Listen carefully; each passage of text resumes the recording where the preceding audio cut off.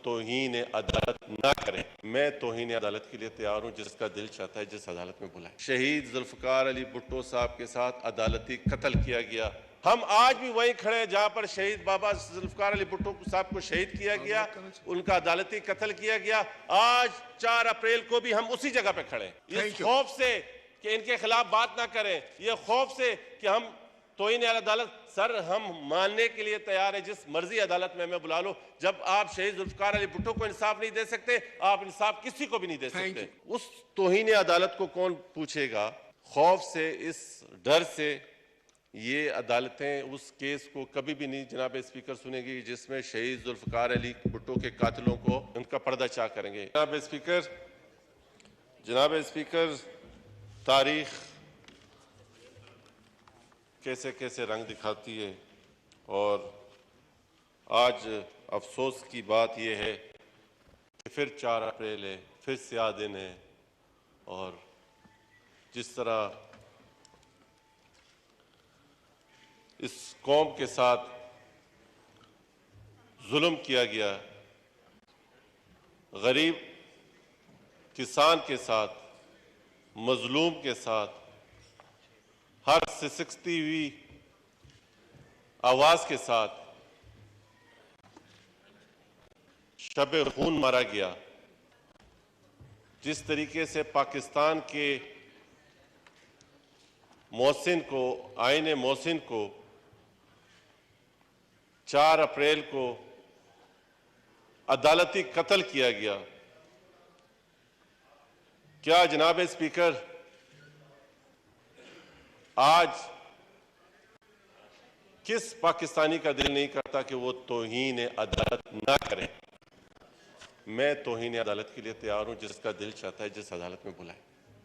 जब मैं अपने मोहसिन के कातिल को आज दिन तक 10 साल हो गए सर, सदर पाकिस्तान जनाब, आज तक किसी को ये ख्याल नहीं आ रहा कि उसको इंसाफ दिया जाए, उस शख्स को जिस शख्स के बनाए हुए आईन के नतीजे में हम इस हाउस में बैठे हैं, जिस शख्स के बनाए हुए आईन के नतीजे में ये सफेद महलों में बैठे हुए हैं, जिस शख्स के बनाए हुए आईन के तहत ये मुल्क चल रहा है,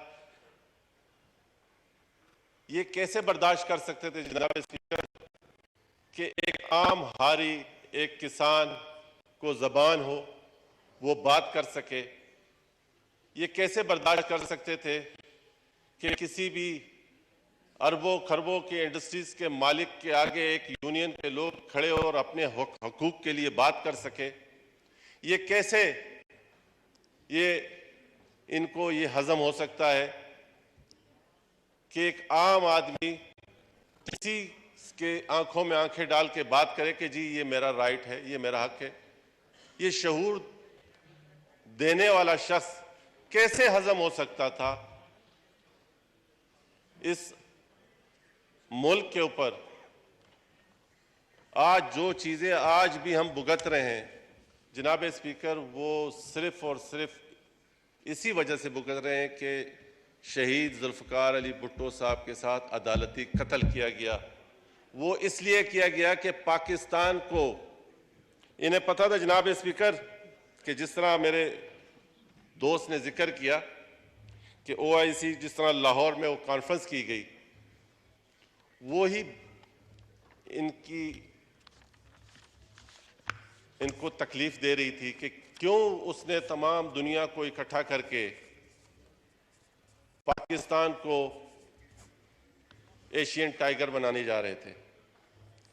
वो लोग जो इस मुल्क के अंदर अपनी सल्तनत बनाना चाहते थे, एक गैर आईनी ताकत बन के, कैसे वो ये बर्दाश्त कर सकते थे कि शहीद जुल्फकार अली भुट्टो आम आदमी को इस ऐवान तक पहुंचाए जहां आप बैठे हैं जनाब स्पीकर?